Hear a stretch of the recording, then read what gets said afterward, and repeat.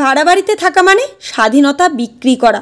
বাড়ি ভাড়া মানে শুধু টাকা দেওয়া নয়, মানিয়ে নেওয়া, সহ্য করা, মাথা নিচু করে থাকা।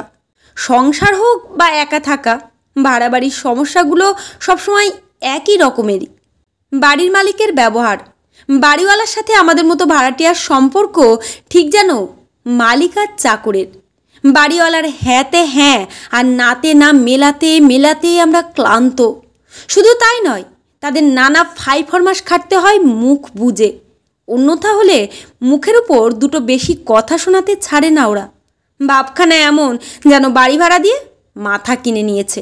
জলের জন্য সংগ্রাম, 24 ঘন্টা জল পাওয়া তো স্বপ্ন, তার উপর জল বেশি খরচ হচ্ছে করে মাথা খেয়ে নেয়।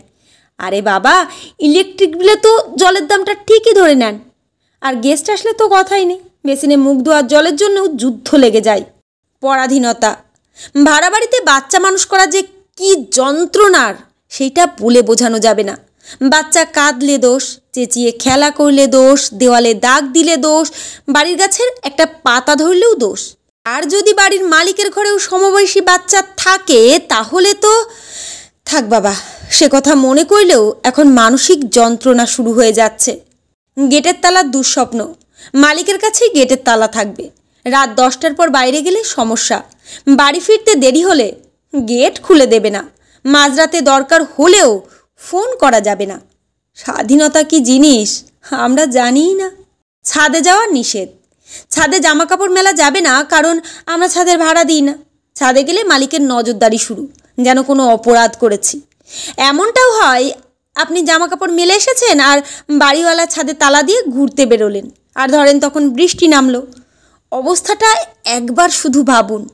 ভুক্তভোগী বলেই কিন্তু বলছি। গেস্ট এলে সমস্যা বাড়ে দ্বিগুণ। বাড়িতে যদি আত্মীয় স্বজন আসে তাহলে মালিকের ভুরু কুঁচকে যাবে, জল শেষ, বিদ্যুতের বিল বাড়বে, এসব বলে রীতিমতো করার ধমক দিয়ে যাবে। গেস্টও আমাদের পরিস্থিতি দেখে অস্বস্তিতে পড়ে যায়। মালিকের নজরদারি, কখন আসছি, কখন যাচ্ছি, কে আসছে, কে যাচ্ছে, সব কিছুতে মালিকের নজর, যেন আমাদের ব্যক্তিগত জীবন বলে কিছু নেই।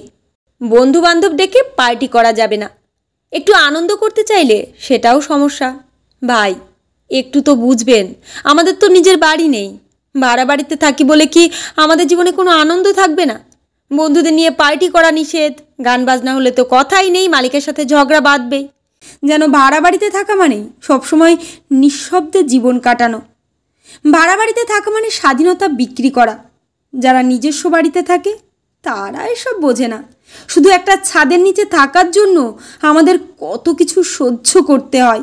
আমাদের স্বপ্ন, আমাদের সুখ, স্বাধীনতা সবই যেন মালিকের মর্জির উপর নির্ভরশীল। একদিন তো নিজের একটা বাড়ি হবেই, যেখানে কোনো বাড়িওয়ালার অনুমতি নিতে হবে না, যেখানে শান্তিতে ঘুমোনো যাবে, যেখানে এক ফোঁটা জলের জন্য ভিক্ষে করতে হবে না। আমাদের জীবনে যেন এই একটাই স্বপ্ন নিয়ে আমরা ভাড়াটিয়ারা বেঁচে আছি। ভাড়া বাড়িতে থাকার এই দুঃখগুলো কি আপনিও অনুভব করেছেন?